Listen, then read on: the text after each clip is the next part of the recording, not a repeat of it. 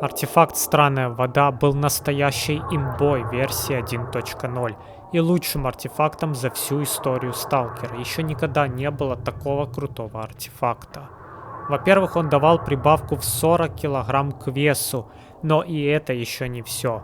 Он увеличивал действие других артефактов на вес в 1,5 раза. Например, без странной воды пружина по автомату давала 6 килограмм к весу, а с ним 9. В целом, даже если не использовать Геркулесы или другие увеличители веса, например, модификации брони, одной странной воды было уже более чем достаточно. Особенно, если вы, как и я, любите поисследовать локации и понаходить разные тайники, и у вас накапливается куча хабара. Вот идеальное решение.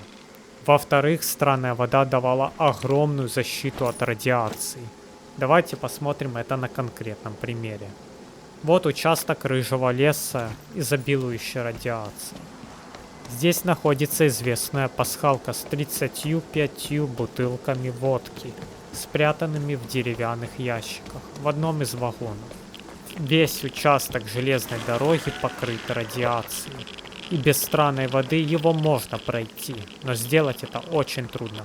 Придется каждые несколько секунд юзать антирад. Когда вы дойдете до ящиков с водкой, вы уже потратите горстку антирадов. И тут либо использовать артефакты на максимальную защиту от радиации, либо использовать странную воду собственной персоной. Потому что если вы повесите этот артефакт на пояс, то никакая радиация, кроме скриптовой, вам не страшна. Но это была версия 1.0. Потом характеристики этого артефакта занизили. Это один из 6 архиартефактов, он считался самым багованным и сложным для нахождения. Но на самом деле могу сказать, что были артефакты посложнее. Особенно в версии 1.0 огромная проблема была с артефактом Гайка. Его было очень легко упустить, и он иногда не спавнился. С тем артефактом в Торнадо тоже не всегда появлялся. То есть были там такие сложные арты. Странная вода не самый сложный в этом списке. Вопреки расхожим слухам, этот артефакт можно было найти в версии 1.0. Он часто баговал, и это правда, но его можно было найти. Было несколько способов это сделать. Первый рабочий способ — это прийти к той самой аномалии блуждающие огни, которая находится почти на севере Затона, к 10 часам вечера. Успеть оказаться там к 10 часам вечера, пока эта аномалия не перейдет в другое состояние, ночное, и там не появятся те самые блуждающие огни. Если вы будете в этот момент там, то шанс найти артефакт повышается. Скорее всего, он заспавнится у одной из горсток камней. Другой вариант был следовать за блуждающими огнями. Если вы будете следовать за ними по особой траектории, то с течением времени один из блуждающих огней приведет вас прямо к этому артефакту. Он будто укажет вам путь. И в его сиянии вы увидите блики странной воды. Потому что иначе найти странную воду трудно. Там темно, фонарик не работает, действует пси-излучение, и заметить артефакт действительно сложно.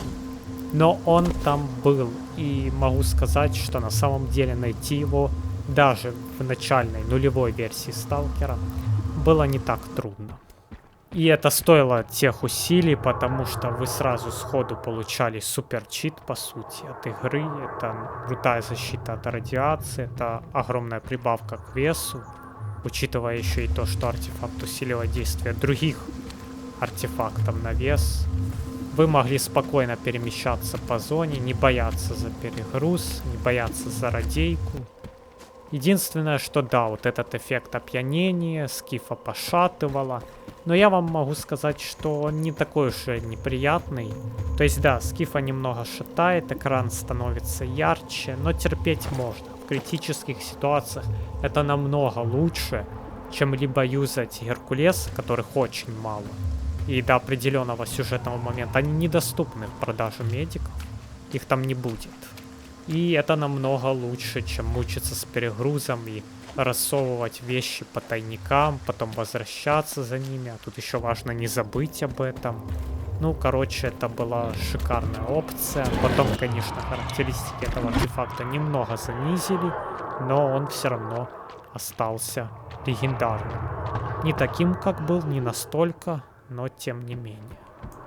Также упомяну о внешнем виде артефакта. Сам он выглядит как бутылка с лечебной воды, коей он по сути и является. Только эта вода из-за лежания в зоне приобрела вот такие вот сверхъестественные характеристики, что в принципе свойственно артефакту.